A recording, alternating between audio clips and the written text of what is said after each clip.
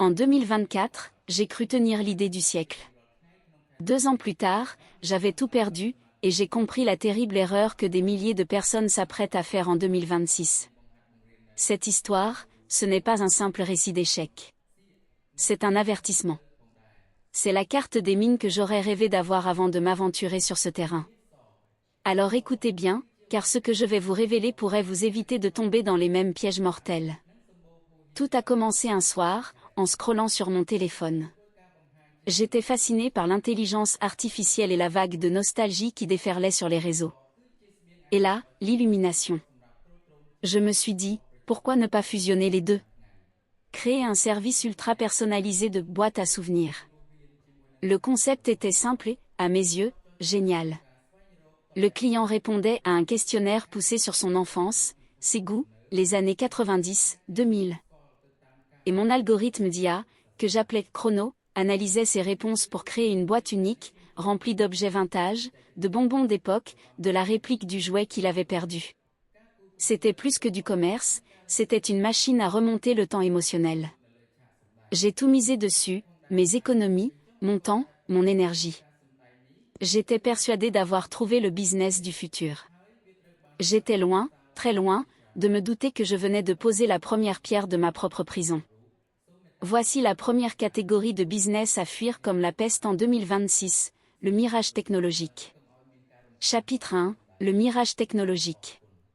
Mon IA, Chrono, était mon argument de vente massue. Je parlais d'algorithmes complexes, de deep learning émotionnel. La vérité? C'était une façade. Un questionnaire très bien fait, certes, mais qui me donnait juste des mots-clés. L'IA n'était qu'un gimmick marketing pour justifier un prix élevé et donner une aura de modernité à un concept qui ne l'était pas. Le problème avec les business basés sur un gadget technologique, c'est que la technologie n'est pas le business. C'est un outil. En 2026, avec la banalisation de l'IA, n'importe qui pourra clamer avoir une IA pour tout et n'importe quoi. Si votre seule valeur ajoutée est un mot à la mode plaqué sur une vieille idée, vous construisez sur du sable. La concurrence vous balayera en proposant la même chose, sans le jargon, et moins cher. J'ai appris à mes dépens que les clients achètent un résultat, une émotion, pas un algorithme. J'étais tellement aveuglé par mon idée de génie que je n'ai pas vu la première fissure dans la coque de mon navire. Mais ce n'était que le début de la tempête. Chapitre 2, le piège de l'hypersaturation. Convaincu de mon unicité, je me suis lancé. J'ai créé un site magnifique, des visuels incroyables. J'étais prêt à conquérir le monde. Et c'est là que j'ai pris le premier uppercut. En faisant une recherche plus approfondie, après le lancement, je sais c'est une erreur de débutant, j'ai découvert que je n'étais pas seul. Pas du tout. Des centaines de petites boutiques sur Etsy, Instagram, TikTok, vendaient des box nostalgie années 90, des coffrets souvenirs personnalisés. Ils n'avaient pas mon IA, mais ils avaient des communautés, des milliers d'avis, et des prix 2 fois moins élevés. Mon océan bleu était en réalité un bain de sang. J'étais entré sur un marché non pas de niche, mais hyper saturé.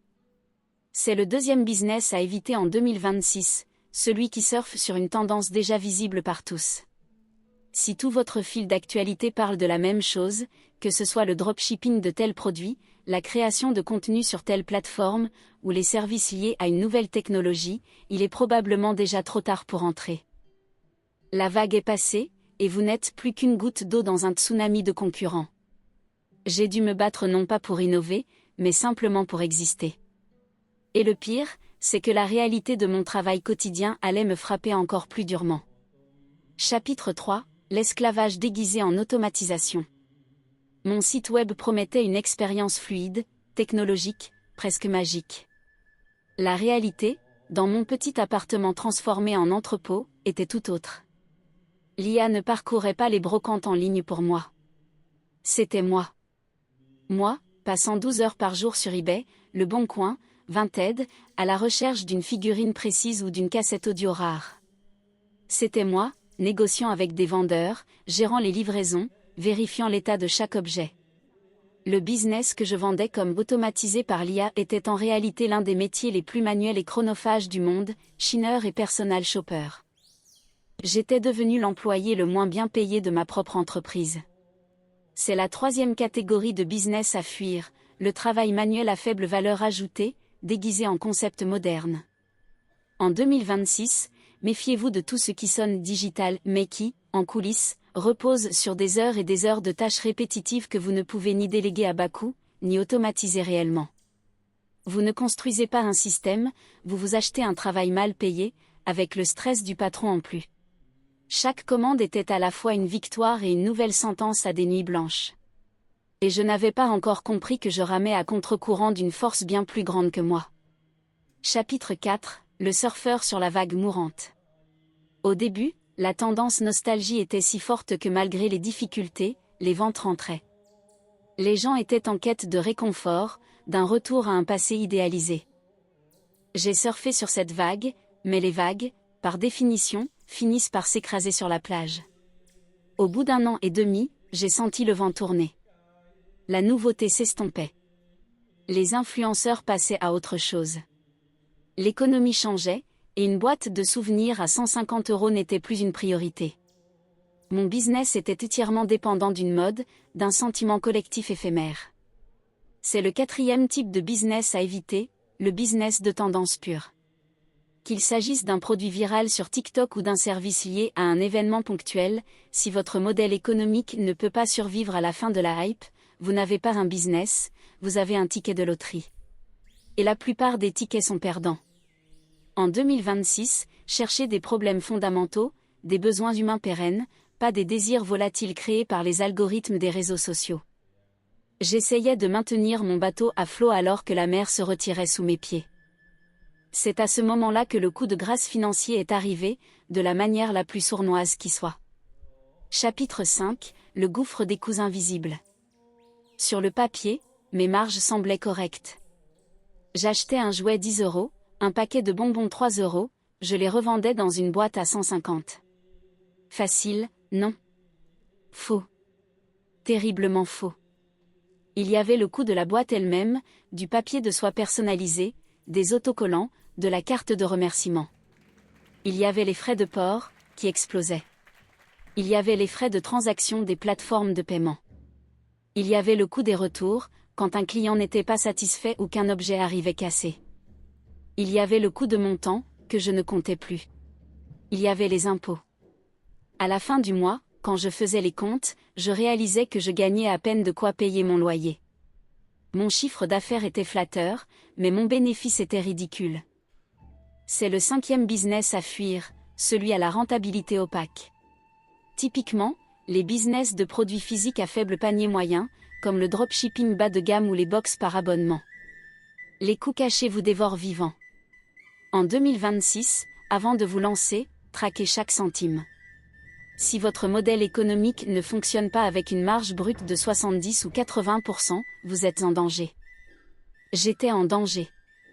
Et le pire, c'est que je réalisais que mon rôle même dans cette chaîne de valeur était fondamentalement précaire. Chapitre 6, le syndrome de l'intermédiaire inutile. Un jour, une cliente m'a envoyé un message qui a tout fait basculer. Merci pour la boîte, mais j'ai trouvé la même poupée sur eBay pour 15 €. Pourquoi je vous ai payé 150 ? Cette question a résonné en moi comme un coup de tonnerre. Qu'est-ce que j'apportais, réellement ? Je n'étais qu'un intermédiaire. Je ne fabriquais rien. Je ne possédais aucune technologie unique. Je ne faisais que connecter une demande existante à une offre existante, en prenant une commission au passage. Je n'étais qu'un curateur, un simple passe-plat glorifié. C'est le 6e type de business à proscrire de vos projets, celui où vous n'êtes qu'un middlement sans véritable valeur ajoutée défendable. Avec des outils de plus en plus puissants, les clients peuvent trouver, comparer et acheter par eux-mêmes. Si votre seule compétence est de trouver des produits sur une plateforme pour les revendre sur une autre, votre espérance de vie est limitée. Vous êtes remplaçable par un algorithme plus performant ou par un concurrent moins cher. Vous devez créer, transformer, ou offrir un service si exceptionnel qu'il en devient irremplaçable. J'étais tout le contraire de ça. J'étais une commodité.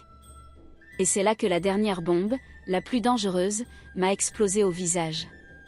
Chapitre 7, la bombe à retardement des données. Pour que mon IA fonctionne, je collectais énormément d'informations personnelles. Des souvenirs d'enfance, des goûts très intimes, des dates, des noms. Je stockais tout ça dans un simple tableur, sans trop me soucier de la sécurité. Jusqu'au jour où j'ai reçu un email d'un avocat. Un client, mécontent, m'accusait de collecte abusive de données et de non-respect du règlement général sur la protection des données. Panique totale. Je n'y connaissais rien. J'ai réalisé soudainement que la mine d'or de données que je pensais posséder était en fait un champ de mine juridique. J'étais assis sur une responsabilité colossale sans même le savoir. C'est le dernier et peut-être le plus important des business à éviter en 2026, celui qui joue avec les données personnelles sans une expertise et une infrastructure solide. La législation se durcit. La confiance des utilisateurs est primordiale.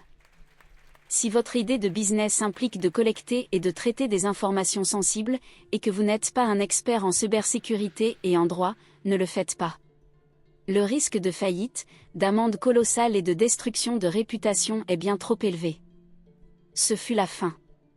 Entre la pression financière, l'épuisement physique et la menace juridique, j'ai tout arrêté. J'ai vendu le peu de stock qu'il me restait et j'ai fermé le site. J'avais échoué. J'avais tout perdu. Mais en regardant en arrière, je comprends que cet échec a été ma meilleure formation. Il m'a appris à voir au-delà des apparences, à déceler les pièges derrière les promesses brillantes. Alors, pour 2026, retenez ces 7 leçons, payez avec mes propres larmes, fuyez les mirages technologiques, méfiez-vous des marchés hypersaturés, refusez l'esclavage déguisé en automatisation, ne pariez pas tout sur une tendance mourante, analysez les coûts cachés jusqu'au dernier centime, ne soyez pas un intermédiaire sans valeur, et ne jouez jamais avec les données des autres. Mon histoire est terminée, mais la vôtre ne fait que commencer. Utilisez mes erreurs comme un tremplin. Sauvegardez cette vidéo pour ne pas oublier. N'oublie pas de t'abonner.